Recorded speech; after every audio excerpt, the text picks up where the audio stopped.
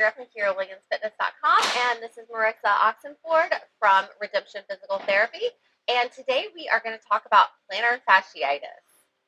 So a lot of times plantar fasciitis, it will present with arch pain, right? Arch pain, heel pain. 90% of the time, if not more, you have pain with those first couple steps in the morning.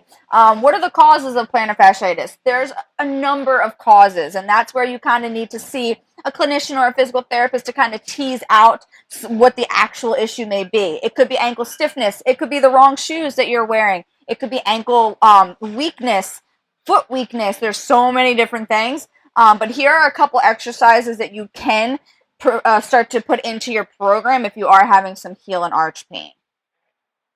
So guys, this test, this 5-inch wall test, is a good test to determine if you have stiff ankles or not.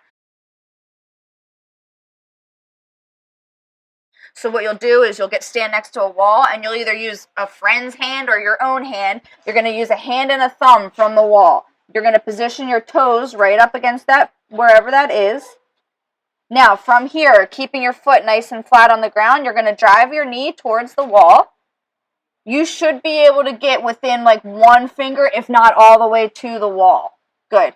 So you can see Kyra, she gets all the way to the wall. She doesn't have any ankle restrictions. If you were far from the wall, more than a finger away, you have some tight ankles that are going to limit you with things like squatting, and they can promote arch pain because so if the test that you just did showed that you do have some ankle stiffness, here's one of many drills that you can do to help with that. So find a surface. It doesn't even have to be this high, but something to elevate your leg. You can also put some weight on the knee if you need it, or just rest your arms there. And from there, you're going to rock, driving those knees over your toes and creating that angle at the ankle that we need. Rock forward and then back. I don't do a ton of holding. I'm not a big advocate for holding. I like dynamic mobilization, so coming in and out nice and slow for repetitions. So the next one is a very widely known exercise for plantar fasciitis. You have a lacrosse ball. You can even use a tennis ball. The lacrosse ball can be a little intense, but this is going to address some of the soft tissue in your feet. Is it going to promote a permanent change? Probably not, but it can give you some relief for the time being, so it's a great one for plantar fasciitis.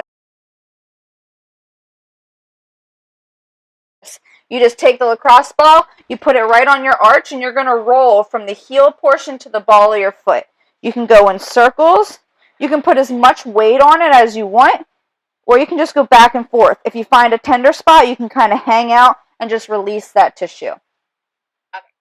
All right, guys, so this last one is great for foot intrinsic strengthening, and intrinsic just means the tiny muscles in your foot. These are the muscles responsible for stability of your foot, and that's important for everything, especially plantar fasciitis.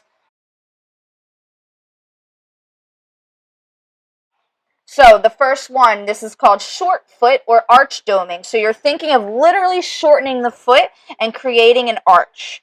One thing you want to avoid is just scrunching your toes. That is not the exercise. You want to keep those toes planted and shorten that foot, create the arch, hold for a second or two, and then return.